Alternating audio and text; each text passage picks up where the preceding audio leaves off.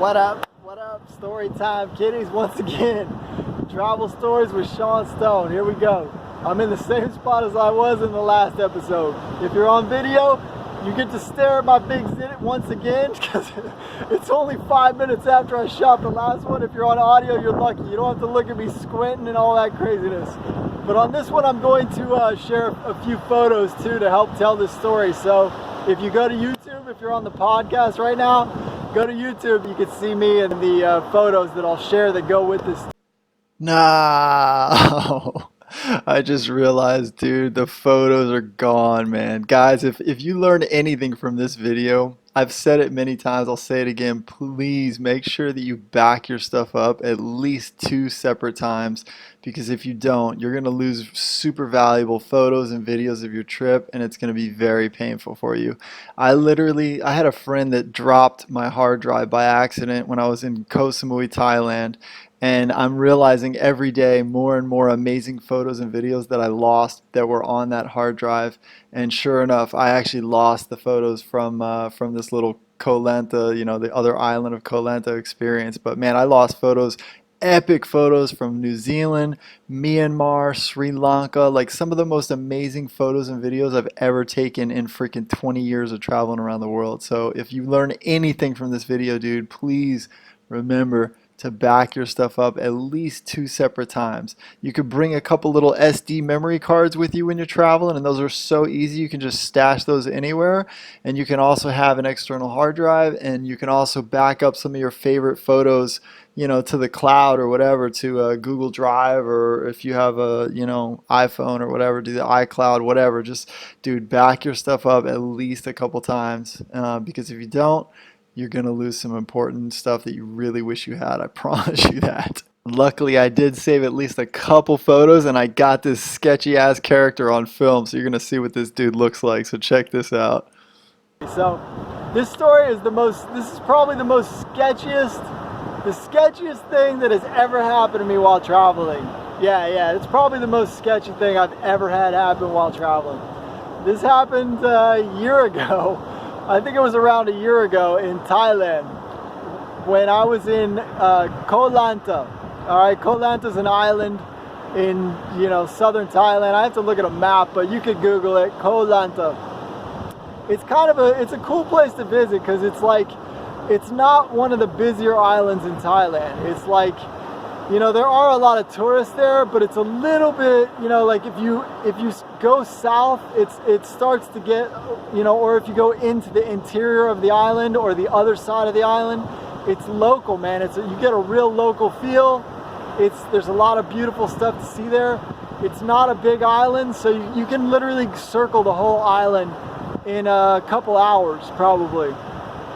And you know, so what happened is I was staying in this place for like probably a month and a half, and I love to explore. Usually when I get to places for the first time, I'll check in, I'll get my motorbike, and I'm off, dude, and I'm exploring, checking out everything, you know? And I like to see things that most travelers never ever see, you know? Like I usually have more time, you know, if you have more time, you can see more stuff too. And when I go to these places, I try to stay for at least a month or 2 months, you know, that kind of thing, at least, so that way you have a chance to see a lot of stuff, you know, because a lot of travelers miss out on so many of the most amazing things that you know, they're not all over the internet, they're not plastered all over the internet. You have to really dig online to find some of these things, and then when you do, you go to these spots and it's epic because most people don't know about them. I mean, some of the best views I've ever seen, best restaurants, you know, best excursion kind of things you can do on your own. You know, you really have to kind of search online, or by talking to people in person, you can find out about this stuff. So what happened is I was staying in Koh Lanta for like a month and a half, and Koh Lanta's 2 islands. There's the main island that everybody goes to, and then there's another island, I forgot the name, but it's the same thing, Koh Lanta. Like one is, I think, Noi and Yao, or I can't remember the exact name, but you know, so you got Koh Lanta, the big one, and then Koh Lanta, the smaller one. The smaller one that's in the north is separated by this really big, huge bridge. It's like a brand new bridge that was built there, and it's a big bridge. And you cross that bridge, and then you're on the other Koh Lanta. The other Koh Lanta is local. Like, I mean, it is freaking local.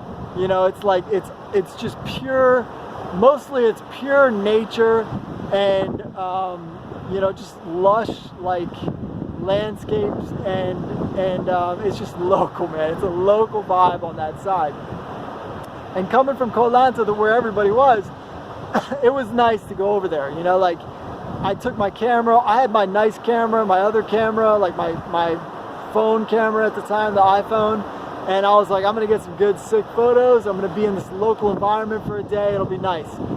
So I cruise over that bridge and I'm like, yeah, this is awesome, you know, because you're cruising over the bridge, you're looking out, you're seeing like, you know, these little islands, like it's just epic, it's just like an epic setting.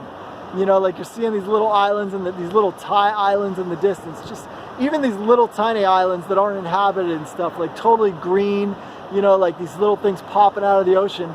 And you're cruising over the bridge and then you get on the other island and you just feel like, damn, dude, this is a totally different world, you know. And when you're in a world like that where there's no tourists around, you need to be careful, man. Like you gotta be a little more careful, because there's not going to be the same services if something happens. There's not going to be people around if something happens, you know, and just, you know, you just got to be a little more careful, and you really got to use your instincts when you're going off the map in places that you don't know, you know, you just don't know what's there. So like, I get over that bridge and I'm like, this feels so good. It just was nature, man. And I'm cruising for like 5 minutes. I see this epic spot, you know, it just looks beautiful. There's all these random goats running around, baby goats, you know, mama goat, you know, chickens, all these animals and stuff.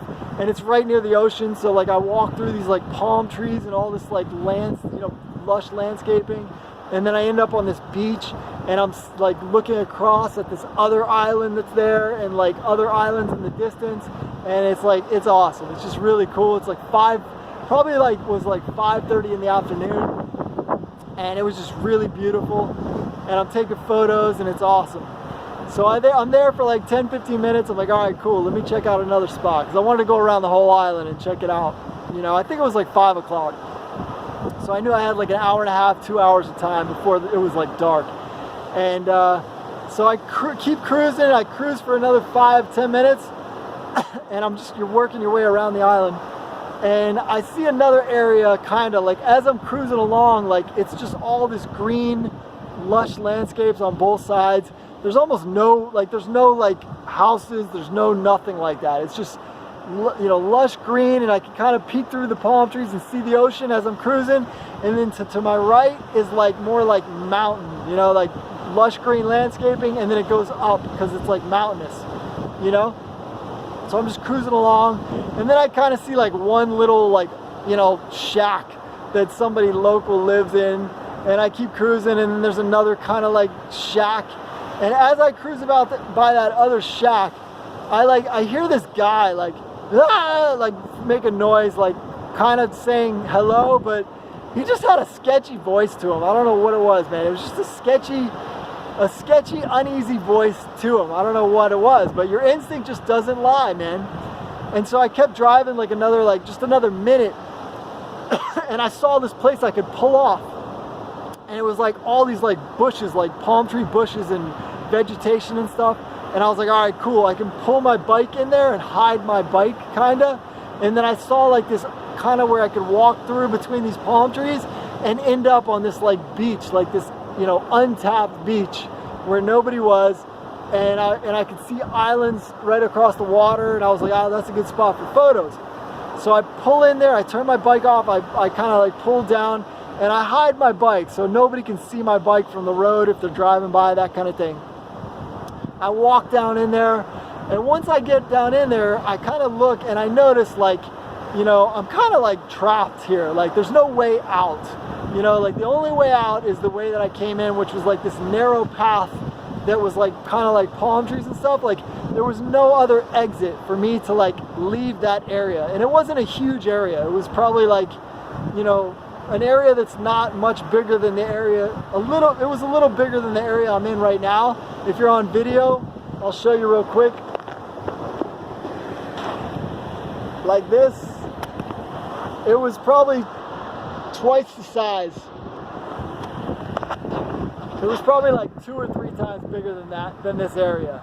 And it wasn't mountainous like this. Like it wasn't like dry like this. Like there was lots of vegetation, palm trees, things like that. So I made a note of that. I'm like, dude, I don't want to be, I just didn't feel comfortable there. I felt like, you know, my instinct told me, dude, you're in another world. Nobody would hear you, dude, if you screamed here or if something happened here. Nobody's coming for you, bro. You're on your own. And you're trapped in this area. Like there's no way out except for the way you came back, which is right where your motorbike is, you know, so don't stay here that long. So I stayed there for a couple minutes, took some photos. My instinct told me to leave. I didn't listen to it. I did not listen to it. It told me to leave. I stayed there for another 5 minutes, taking a few more photos, and it was the way that it was set up was like, you know, beach.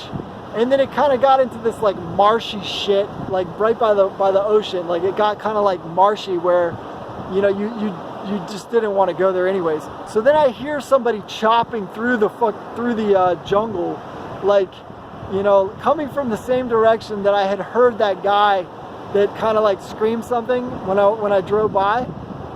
This guy's chopping through. I hear him chopping, and my instinct was still telling me at that point, like, get out of here, bro, just go, you know. And I was like, nah, I'll just hide behind this tree and he won't see me and he'll like go another way. But I was being stupid. Like, of course the guy knew I was there. Like, he knew I pulled my bike in and hid my bike, you know, and he was coming.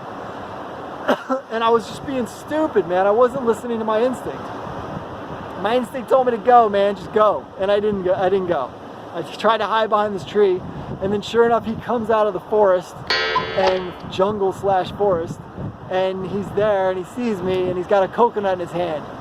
And he's like, oh, coconut, yeah. And I was like, no, bro, I'm good, man. I didn't want the coconut. I didn't want to give him money. I just wanted to be on my own, man. Like, the other island, and most islands in Thailand, people will harass you. They'll try to get money from you. They're trying to survive, dude. You can't get angry about it. You know, you just got to know that's how it is, dude. They're just trying to survive. And the more touristy the area, the worse it is with that stuff. But I didn't want that. I had come to this island to get away from that shit. I just wanted peace and quiet and nobody around and nature and that kind of thing.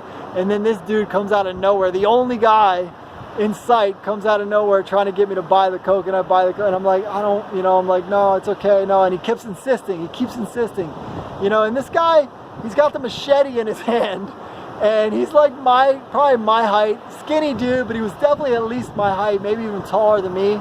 And he's got a machete and stuff, and he just was a sketchy character, dude. Freaking one eye pointing the other way, you know. He just seemed like an uneasy character. The tone of his voice sounded uneasy. My instinct was telling me, watch the hell out, bro, like, watch out. And he keeps insisting with the coconut. I'm like, okay. So I take the coconut, I take one sip of it, I put it down. And then he tried talking to me, you know, like, he says a few words in English, and I'm like, all right. So I try to like talk to him a little bit, you know, but we couldn't even really communicate. And then I just was like, okay, thank you, you know. And then I just started walking. Started walking towards the ocean, just to try to get away from this dude. And I'm like walking towards the ocean. I get to the marshy shit, and I'm like, I don't care. I'm walking in this crap. I just got to get away from this guy. So I keep walking towards the water, and like my feet are like kind of in the water now, and I'm just kind of taking photos. I'm just basically hoping this guy's gonna walk away and leave. And now it's kind of getting a little, you know, like it's getting a little later. Now it's like probably 6:15. You know, the sun is kind of getting a little close to being dropping and stuff, or maybe it already was kind of like on the way down. And I'm like, oh man. And then I'm looking back after 5-10 minutes, the guy's still there. He's kind of just standing around, and I'm like, oh God, this, you know, I don't like this dude. I'm not feeling this. So I make my way back. I'm like, I gotta get out of here, dude. So I make my way back, and I kind of walk back in the direction I had to go, and he was kind of standing near where I had to go. And then I'm like, you know, oh yeah, nice to see you, nice to whatever, meet you, whatever. And then I should have just kept going. I shouldn't even have said anything. I should have just kept going. But what I did is, like, I felt bad because like it was a good local guy. I know this guy doesn't have that much money, and I didn't even really have any money on me. Like I had I didn't have any money. I forgot that I had money in my backpack. Like, I actually had a lot of money in my backpack. I had gone to the ATM and I had like, you know, $150, $200 in my backpack, you know, in my camera bag. And I didn't even remember that I had that in there at the time because I was just thinking about getting out of there. So I offered him like 20 baht, which is like less than $1, but you know, whatever, it was something, you know? And I was like, here, you know, thanks for the coconut. And I go to give him the 20 baht and he looks at me and he's like, 100. And I'm like, 100, dude. I'm like, are you kidding me, bro? Like, they don't even charge that in the most touristy, like the highest priced touristy area. They don't even charge you, barely charge you 100 baht. 100 baht's like $3 and something, you know, cents for a coconut, you know? We're in the middle of fucking the jungle. This guy pulls a coconut out of his ass, dude. Here's 20 baht, bro. You know, take it, man, take it. I'm just showing. He's like, no, 100. And I'm like, are you serious, bro? I'm like, all right, you know, don't take it. I put it in my pocket. I start walking to leave, and he kind of like runs the other way. And then you know what he was running for? He ran and got his fucking machete, and like with his machete in his hand, runs back and cuts me off from being able to go through the exit that I needed to go to get to my bike. And he's like, 100. And he's got the machete in his hand, dude, and he's going like this, one eye pointing the other way. And I'm like, I mean, I started getting a little, like my adrenaline started kicking in a little bit. And I had my backpack, I had my phone. And, you know, I know what happened with this guy. Like, when this guy came to me in the original thing, like he didn't have an intention of robbing me. Like, that wasn't his intention. His intention was not, I mean, I had a camera bag, I had a freaking $2,000 camera, my phone, but I know what happened. What happened is he saw the camera in my hand, he saw the phone I was using to take photos, he saw all this money, you know, and he was like, I want some money. That's what happened. And then once he got in his mind that he wanted 100 baht, that was it. He was not letting me go anywhere unless I gave him 100 baht. Like, he snapped. That's what happened. This guy snapped, and I could just tell what the situation was. And so I dug in my pockets, and I did have another 50 baht in my back pocket. And I'm like, here, man, here's 50 baht, dude. He's like, no, 100. I'm like, dude. And then I got serious. My face was serious. I'm like, dude, take the 50 baht, bro. I'm like, here. Like, here's 50 baht, man. That's all I got, bro. I'm like, that's all I got, dude. 50 baht. Take it. So he's like, okay. He took the 50 baht. He had the machete in his hand, and I was stupid. Like, I dropped my guard, and I should have been like more aware of the 50 baht. I mean, of the machete. Like, I kind of just dropped my guard, and like, but you know, like, you got to use your instinct. I used my instincts, and I could tell that my level of confidence and my, I don't know, just my positioning or whatever you want to call it, you know, where he realized, like, okay, that's all he's offering me, that's all he's got, and, you know, whatever. And he took it, and he kind of like lowered his machete, and then I'm like, all right, man. I'm like, and I don't know, like, when it was actually happening, and he was in front of me, and he had the freaking machete going like this, I actually was like laughing, like, because I was just like, I'm like, dude, I'm like, I actually was looking at him, like, kind of like smiling. I'm like, bro, I'm like, you serious, dude? I was like, are you serious with the fucking machete, man? I'm like, okay, dude, I got you, bro. And I'm like, and then that's when I dug in my pocket. I'm like, here's 50 baht, man. And he was like, no. And I'm like, dude, 50 baht, bro, that's all I got. I'm like, take it, man. I got nothing else. I showed him, like, I don't have any more money. 50 baht. And that's when he took it. And then I got the hell out of there, dude. I was lucky. I was very lucky. I got out of there, man. I got my motorbike as fast as I could before he changed his mind.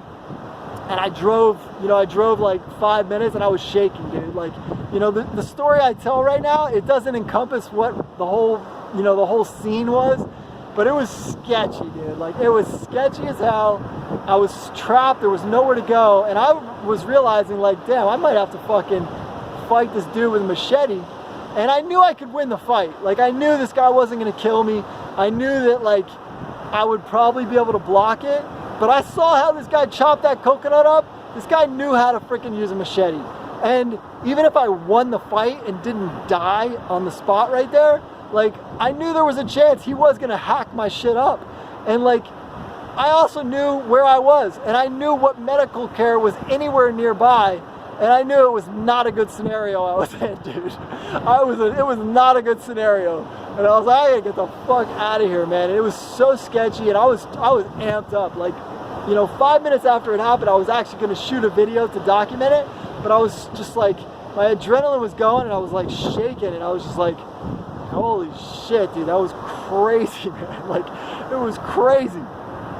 So I ended up catching another view, you know, and I like caught my breath, and I was like, I gotta get the hell out of here. And I rode around half the other island, and I came around this other corner, and there was just this epic scene, you know, just this amazing, beautiful scene as like the sun had set and the colors were in the sky, and like it was just pure local. Like, you know, I saw like a local guy with his little kid, and they were like fishing, and another local guy, and then there was like a couple like fire stacks in the distance, smoke blowing up because people are burning their garbage or whatever the hell they do, and just like on the mountainside, epic green lush, you know, like it was just an amazing setting, you know. But that was a sketchy story.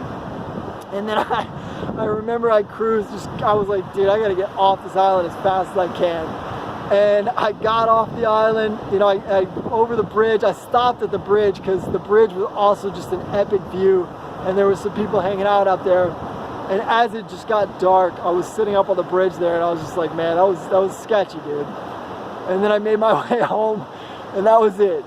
I've had a couple other close calls. There's been a couple sketchy experiences in the past 7.5 years of straight travel. You know, I've been traveling off and on 20 years around the world. I never really ran into issues before, but when you start going off the map, and you start going to like less touristy places, there's more chance you're gonna run into drama. There's more chance you're gonna run into things because people are less educated, man. They are less educated, and things kind of operate more like primitive, dude. I'm telling you right now, the more off the map you go, the more primitive it gets. And you really have to like realize you are not in Kansas anymore, all right? And you really have to start relying on your instincts, and you need to like, you gotta be chill, man. You gotta freaking be chill, and you gotta take, you know, like take another second before you say something or do something when you're in some of these places, because it could really make a difference in what happens or what the outcome is. You know, things can happen right on the tourist trail too, though. You know, like things can definitely happen right on main bus routes and things like that. You know, and the way you can prevent stuff from happening is researching ahead of time. You know, go on Google and type, is there a part of, you know, what part of Medellin, Colombia is dangerous? What part of, you know, Montevideo, Uruguay is dangerous? Like whatever, you know, wherever you're headed, you know, which part of Thailand is the most dangerous, you know, like, and you'll find out answers. You will find out which areas are more sketchy, which areas things have happened more often. You'll find out different areas of cities, you know, that are more sketchy, things like that. And the research will help you. It will definitely help you to stay safer, you know. But I'm telling you right now, like the more you off the map you go, the more chances are that you're gonna run into sketchy ass stuff like that. I think about the sketchiest experiences I've ever had. A couple of them were in kind of off the map locations, but one of them was, you know, on a tourist trail, but we went a few blocks in the opposite direction, the wrong direction, and we ended up in an area that we should not have been in. You know, if you really do stay on the beaten path, for the most part, you'll be safe.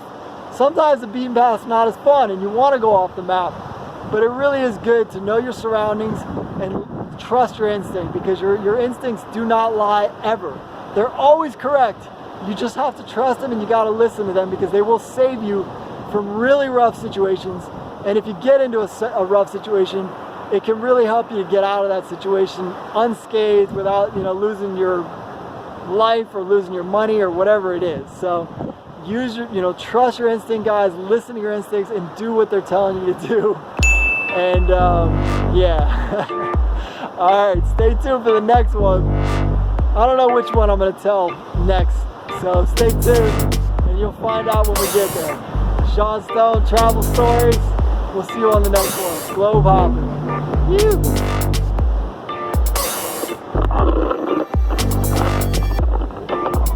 I gotta get back before the tide gets too high.